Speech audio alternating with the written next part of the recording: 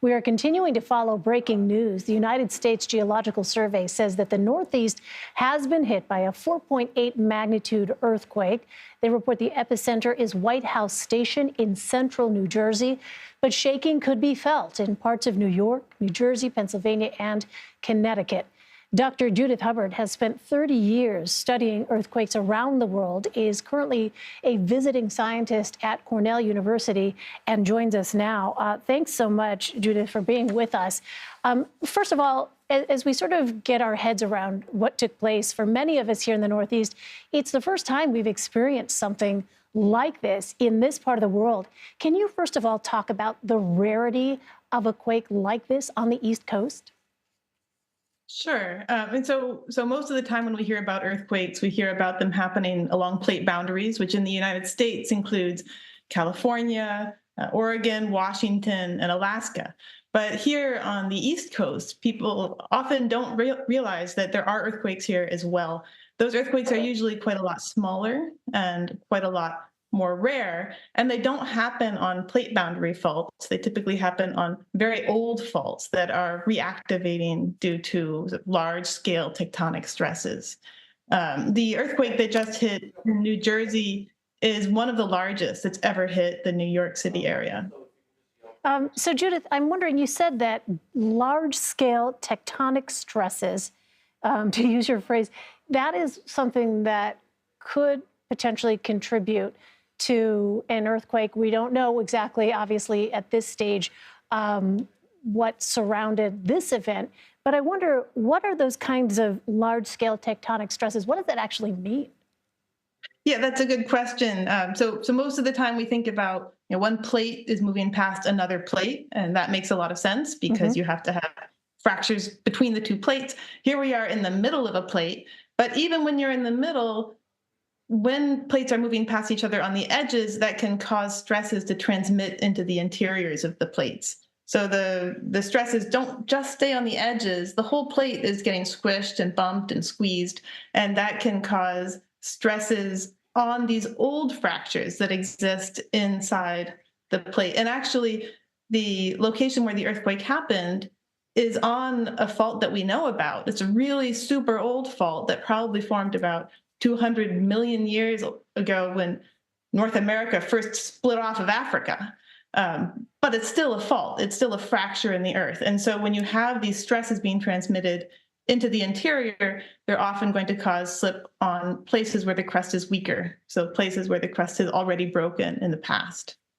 Given that it is a rarity for these kinds of events to occur, here I'm thinking particularly on the island of Manhattan, where you have many structures that are quite tall. One has to wonder about aging infrastructure, aging foundations, and whether or not the actual land itself upon which many of these skyscrapers sit is sturdy enough to withstand this kind of magnitude of an earthquake and to have those buildings be relatively undamaged. I don't know if that's a question you can answer, but I'm curious about the difference in maybe geologically the land that Manhattan is comprised of versus, say, out on the West Coast in California, where they are more experienced with these kinds of events? It's a great question. There's a few different parts to that. First, we actually tend to get larger areas that experience shaking when earthquakes happen here on the East Coast. And that's because typically the rocks that we live on are older and colder and harder, and so they can transmit that seismic energy more efficiently from one place to another. That efficient transmission means more people might feel the earthquake, but it actually can reduce the intensity of shaking at a given location because when the shaking slows down, it causes extra strong shaking in one place. It amplifies the shaking, but if the shaking can be transmitted through the crust, then it doesn't amplify in the same way. But there are issues where when people live on what's called made land, places where people expanded like the city limits by putting soil into the ocean, those areas are especially vulnerable to earthquake shaking. So I don't know exactly in Manhattan how much of the land is sort of original hard rock and how much of it is places where people expanded the boundaries of the city into the ocean. Those areas can be more dangerous. Interesting. And so as someone who has studied earthquakes, what are the questions that you have surrounding this specific event, given just how unusual it is for them to take place here? So one of the first questions I asked myself when I heard about the earthquake, and I heard about the earthquake from my siblings who all live in the New Jersey, New York area. They said, Judith, what happened? Was that an earthquake? Is what is the history of earthquakes in this region? Earthquake histories don't tell us enough about faults to know how big the earthquakes can get, but they're a clue. And in the New Jersey, New York area, we have records of earthquakes that go back into the 1700s, maybe the 1600s. So there are some records of earthquakes of this magnitude, maybe a little larger. Like in 1884, there was an earthquake in the New York City area. And those tell us that earthquakes have in the past reached high magnitude 4, low magnitude 5, in some cases up to about magnitude 6. For instance, the Cape Ann earthquake offshore of Massachusetts. But there aren't very many of them. So this is really unusual.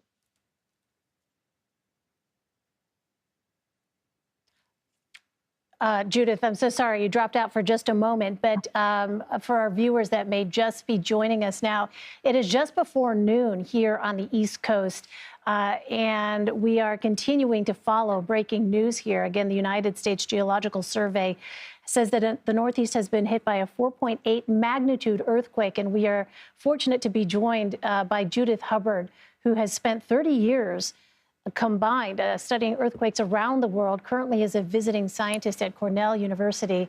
And Judith, we are, as we are watching this shot of Manhattan here, we should let our viewers know we are also currently keeping an eye on a picture of where we expect New York City Mayor Eric Adams to speak at any moment.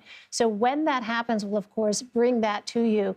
But just a short time ago, Judith, we heard from Governor Kathy Hochul of New York State describing the initial assessments as they continue to try and survey whatever type of damage or injuries may have resulted because of this earthquake. And as of now, we have not received word of anything particularly extensive. But if you could give us a sense, Judith, of the context. When we talk about 4.8 magnitude, can you give us a sense of perspective? How large is that in comparison to other major quakes in recent history?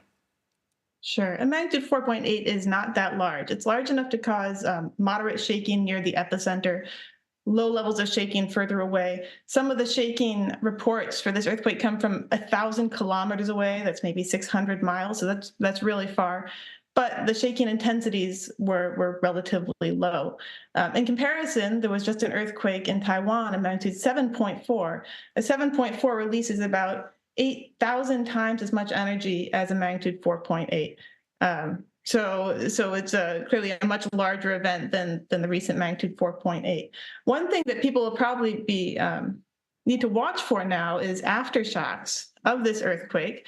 The magnitude of aftershocks depends on sort of the magnitude of the original earthquake, but the USGS does put out a forecast for aftershocks, and it's saying that most likely aftershocks will stay below magnitude 4, but there is a chance of aftershocks above magnitude 4. Over the next year, an 8% chance of aftershocks above magnitude 5, which is actually bigger than the original event, and even a 1% chance of a magnitude 6 in the next year. So the earthquake causes a stress change in the crust, and that can cause other earthquakes to occur on nearby faults. Really interesting to hear that, because we also heard Governor Hochul, in fact, warn folks that aftershocks were a possibility and that if they were felt, that they should essentially brace themselves and protect themselves in the event that there were aftershocks. If you could, Judith, explain for viewers as well, what is happening during an aftershock? If one were to occur, people may wonder, is this the buildup? Is this something that signals potentially something more intense to come? Or what geologically speaking is an aftershock? Yeah, so we use different words. We use words like foreshock, main shock, aftershock. All of these shocks are just earthquakes. There is no physical difference between a main shock and an aftershock. It's just another earthquake.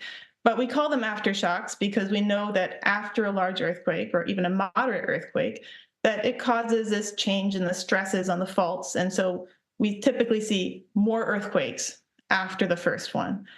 Sometimes, in unusual cases, you'll have an earthquake that causes a stress change on another fault, and then that fault has a bigger earthquake. And then we rename the first earthquake a foreshock because it happened before the biggest earthquake. So there is a chance that this could be a foreshock, but nobody has been able to come up with a way to distinguish whether a small earthquake is a foreshock or not. So that's not something anybody can predict. We just know that there is an elevated risk of earthquakes now because the first earthquake happened. And so people should be alert to the possibility. They should learn what to do in an earthquake. They should look around their home and see, are there things that are earthquake hazards, things that could fall down? Are there hot water heaters, stable? All those things are basic good practices for being ready in case there is an earthquake. Some very good advice. Dr. Judith Hubbard, thank you so much for sharing your insight and expertise with us. We really appreciate it, especially at this time. Thank you.